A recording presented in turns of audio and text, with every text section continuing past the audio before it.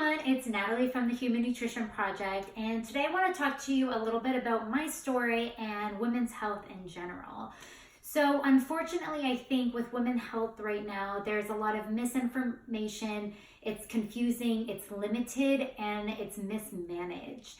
There are so many women's health issues like painful periods, PMS, polycystic ovarian syndrome, fibroids, endometriosis. There's a long list of issues going on right now, but there's not a long list of solutions. Usually the answer is birth control or surgery or NSAIDs like ibuprofen or even antidepressants to help with our mood.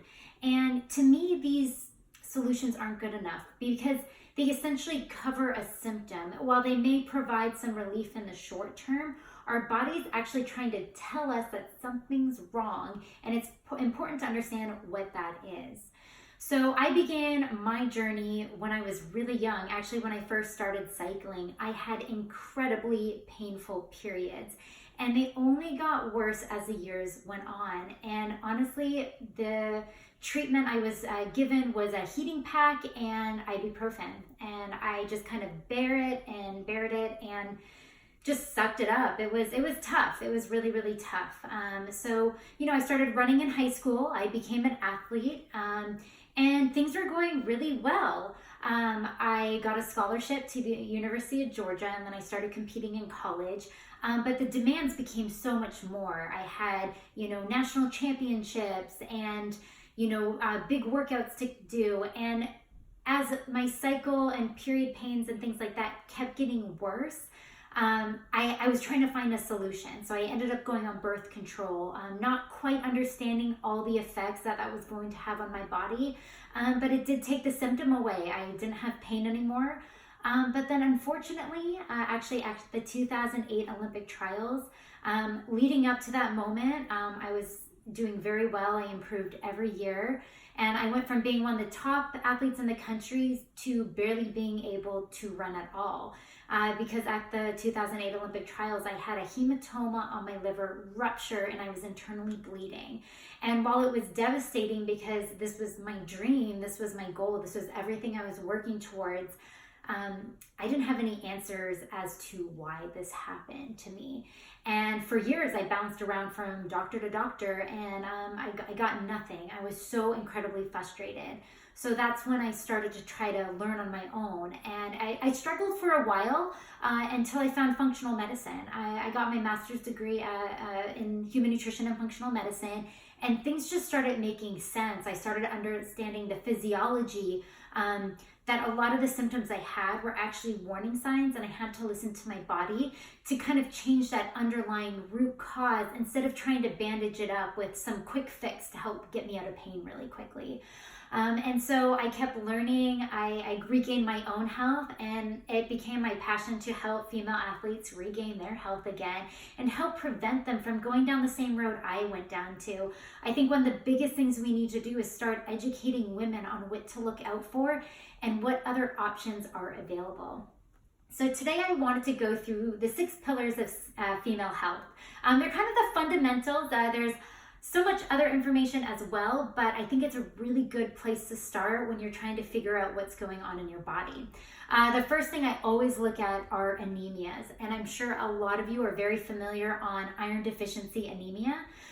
But what a lot of people don't know is there are many different anemias. There's B12, B6, vitamin C, vitamin D, cofactor anemia, and they're all as equally as important as iron deficiency anemia.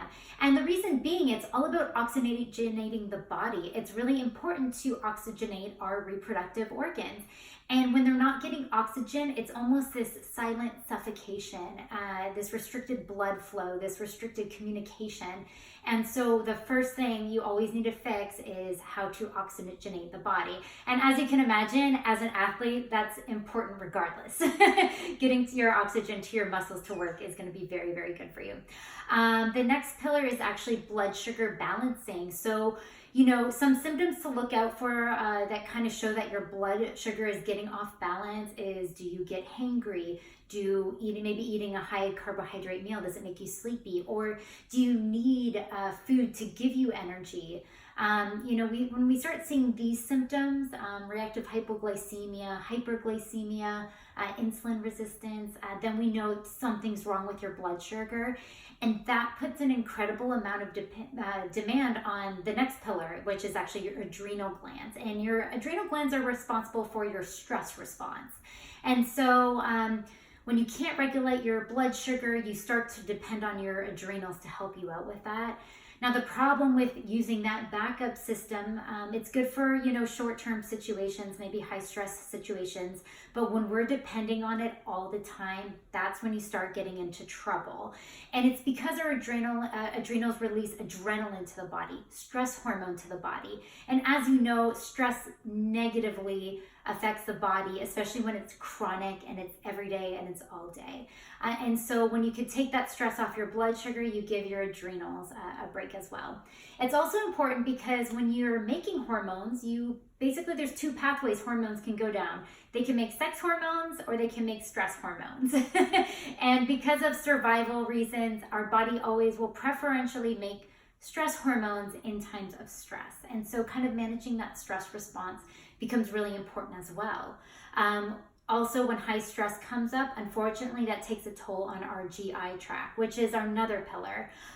With the GI tract, that's your stomach acid, that's your digestion. So if you're feeling symptoms like bloating or indigestion, that can be a sign that something's off. And so you would be surprised at the amount of runners and athletes who have low stomach acid, and a lot of the times it's because they're under high amounts of stress.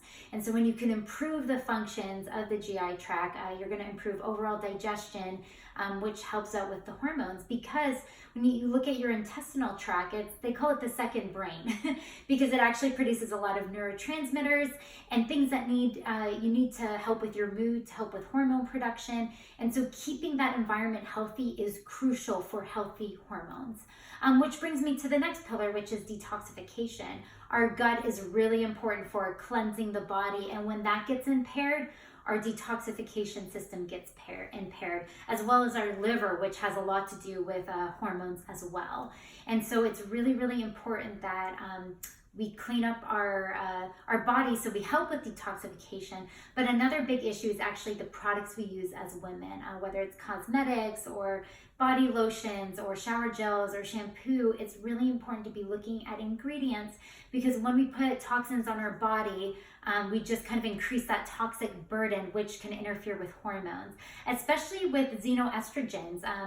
Xeno means kind of chemical, so they're these kind of like chemical-like estrogens that really, really confuse the body. So if you find those in your beauty products, then it's important to try to get those out so your body can function properly. And then the next pillar is going to be essential fatty acid metabolism. Those are kind of, the essential fatty acids are the building blocks for healthy hormone production. And, that's going to be really important for getting them in our diet or supplementing with them. There's a lot of interesting things you can do to make sure that you're getting all the essential fatty acids you need for healthy hormone production. So those are kind of a brief introduction to all the pillars for, healthy female hormone health.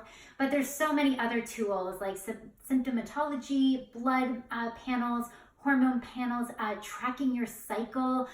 These all give us clues as to what may be going on with our reproductive systems, and they can give us a lot of clues to help us with our symptoms that we may be struggling with. So it's really important to know when you're having issues, remember, your body's trying to tell you something, and it's better to get to the root cause and cover it up with a Band-Aid.